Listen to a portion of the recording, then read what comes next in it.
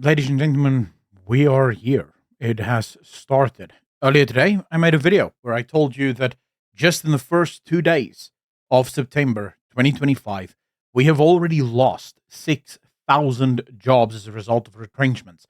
This was from Glencore and ArcelorMittal. Both of these companies cited a number of issues, and all of them related to the ANC and their governance systems for these retrenchments.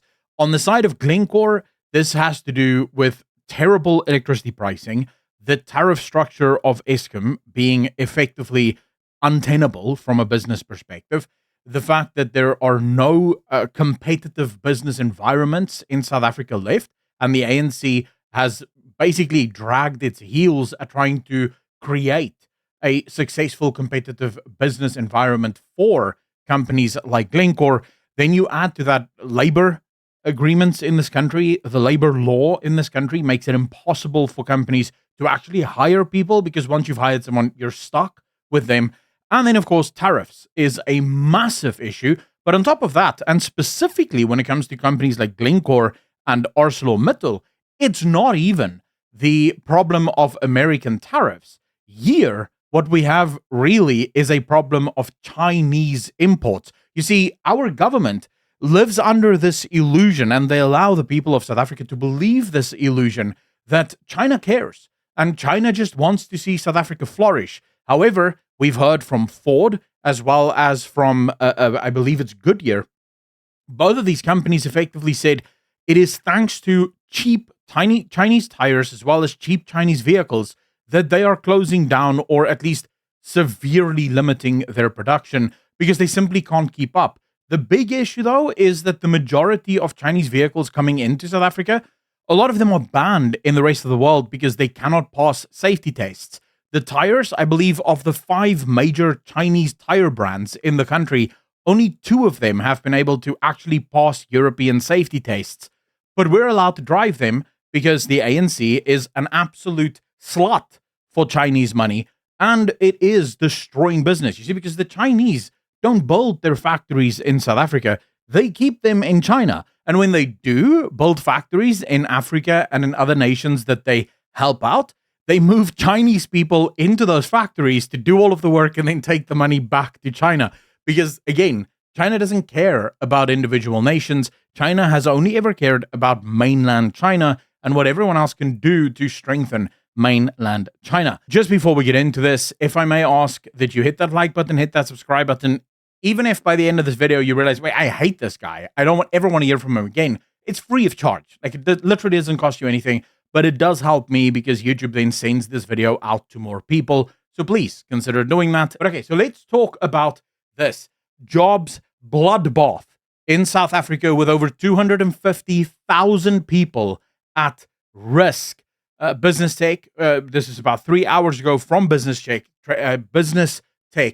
and it's the Department of Employment and Labor has raised concerns about a spate of retrenchment notices that have gone out at major companies in South Africa, which could impact over 250,000 people down the line. Now, this includes not only direct job losses as a result of retrenchments, but then these retrenchments that come as a result of companies basically minimizing their production will then have pass-on effects to other industries that are attached to these industries, and they will end up having to retrench people. And this is where things get really problematic when it comes to economics, because there's no way of calculating what those businesses minimizing their production, what those effects will be on companies that's once again attached to those companies. So the problem here is really when an economy starts to unwind. So when you start to see an economy crumble, it's oftentimes like a death spiral. The more it spirals, the more it has to spiral, because every industry that goes down takes with it a number of other industries. And as you can see, every industry that goes down will take with it a number of other industries. So you really end up with this sort of exponential destruction of an economy. And once it gets going, it's usually incapable. It's very difficult to stop. I shouldn't say you're incapable of stopping it, but it is very difficult to stop. South Africa's, of course, is a different story entirely. So here we have a significant funding allocate. Okay, wait. So this is now when we're talking about the Minister of Employment and Labor. Nomokazana Meth, said she was gravely concerned about the retrenchments affecting Ford South Africa and ArcelorMittal South Africa, AMSA, and Goodyear South Africa. We now have Glencore as well as part of this little issue that we're dealing with. And here she warns that it could lead to 100,000 jobs downstream. So this is not even just people attached to the families of the people being let go. This is just 100,000 extra jobs that may fail as a result of Glencore and their long steel operations. Now, what the government has done is they've tried to organize UIF. So they've tried to organize UIF for 2,982 of these employees. The problem is the company is adamant about proceeding with the wind down. It said AMSA had hoped to secure further funding, which it was unable to do. In the absence of securing the funding, the UIF funding did not materialize, as our agreement is conditional upon a company providing a guarantee that they would not affect any retrenchments. They physically couldn't do that. ArcelorMittal has to unwind their business because they're no longer making money. They're actually losing money. And so there's no way that they could promise the government, hey, if you give us this UIF money to give to our workers as part of their retrenchment package, we won't retrench people. And the UIF was basically, no, you can't retrench people if you want our money. So obviously that didn't materialize. It is unfortunate, this is now according to the government, it is unfortunate that we have reached this point with AMSA, but we remain committed to the intervention strategy. Meanwhile, there have been more job losses in the automotive sector. Two recent announcements are Ford Motor Company and Goodyear. We've spoken about that. The department did say, though, that there are many other similar retrenchments announced in the vehicle and mining sector in the recent past, and I'm assuming it's going to affect very, very soon. Here we go. Not mentioned by the department, but also a bleak reality are the retrenchment notices being sent out by mining giant Glencore, which could impact over 155,000 lives. Now, it's important to note here, the 155,000 lives that could be affected, these would be, first and foremost, the miners that are obviously being fired, but then also wives, children, grandmothers, people who are basically dependent on these miners, but then also down the line, right? Companies that are attached that provide services that will probably no longer be able to provide these services.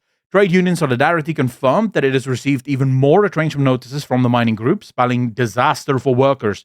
According to Glencore, the proposed retrenchments are directly related to the continued non-viability of the smelters to which Glencore supplies its production, rising electricity costs, Eskom's tariff structure, the collapse of Transnet's railway system, and the government's inability to create competitive conditions in a timely manner have made the situation untenable, it said.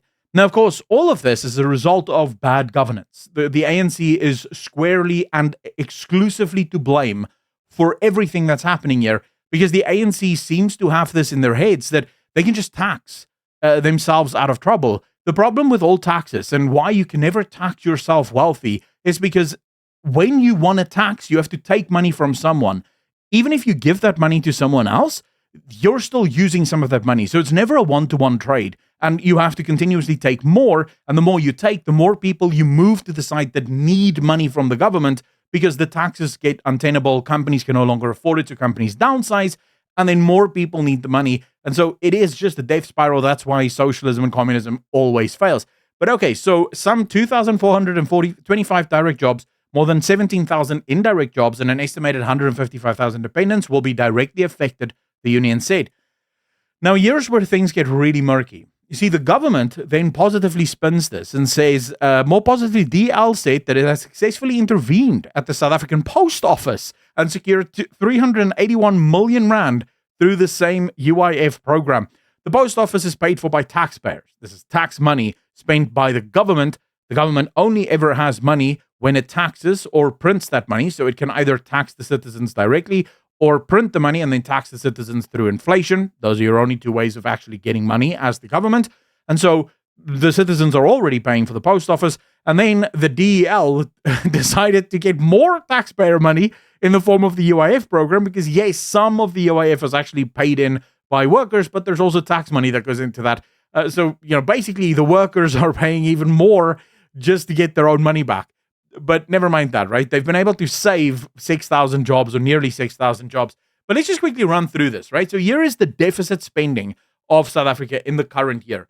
We're going to be about 377.9 billion rand short this year on spending. Next year, it's projected to be about 320 and 304, but that's based on what the minister said. And it should be noted, the minister has, since 2016 or 2018, when Cyril Ramaphosa came to power, he has always promised that he's going to lower the deficit. It's never lowered, right? So the deficit continues to go up.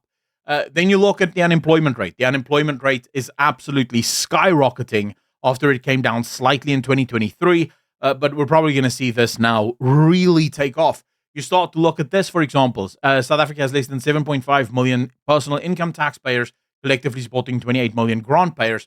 You look at this, 0.09% of South African companies pay 72.3% of all corporate income tax. This is untenable. This entire situation is untenable. And the government is celebrating the idea that, hey, we managed to secure more taxpayer money for a taxpayer-funded organization that is failing and pissing the money downstream, but the taxpayers will pay more, the taxpayers that we already don't have, for the tax system that we have that is killing business in this country, that we're just going to tax harder so that we can save the tax companies that are just stealing all of this money because they keep losing it, like the post office. There's no reason why a government requires a post office, by the way.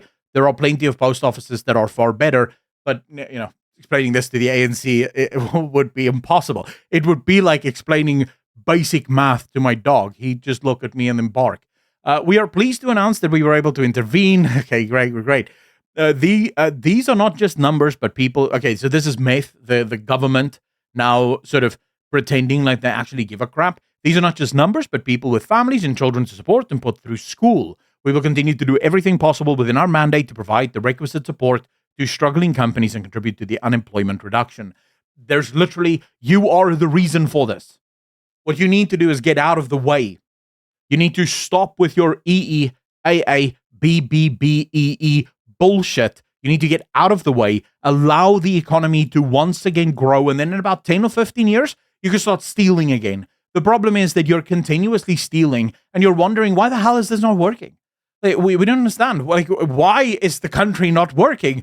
But it's because you're stealing everything. You're making it impossible for this country to operate. Every single time this country seems to catch speed, you put your foot in the way and we just fall over and we trip and we slide down the hill. And then you go, what is going on? Why can't we get up this hill? Say, well, because you're the reason for it. But anyways, guys, this is going to happen. We're in a death spiral. I don't see it slowing down. There's nothing the government can do. The government is completely over-leveraged at this point. We're already way past the point where we can actually spend more money. We're already in a deficit. There is no rainy day fund. The government didn't save up a surplus that allows them to spend even more. We're 75% already in debt to GDP, right? So our debt is astronomical already. There's no movement.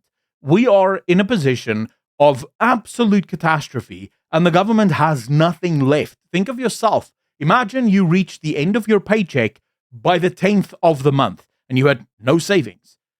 We're there.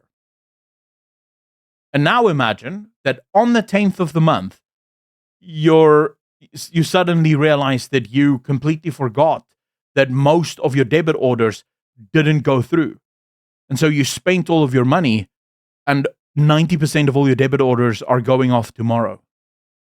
That's where we are. The debit orders are about to go off, and there's no money. Let me know in the comment section down below how you guys feel about this. I don't want to bring you just bad news, so I will leave you with this. We are in the hands of Jesus Christ. What happens in our country is up to God. He has us in our hand, and it's clear that he's preparing our nation for something great, because he says that his children will oftentimes go through the hardest times because gold is cleansed with fire.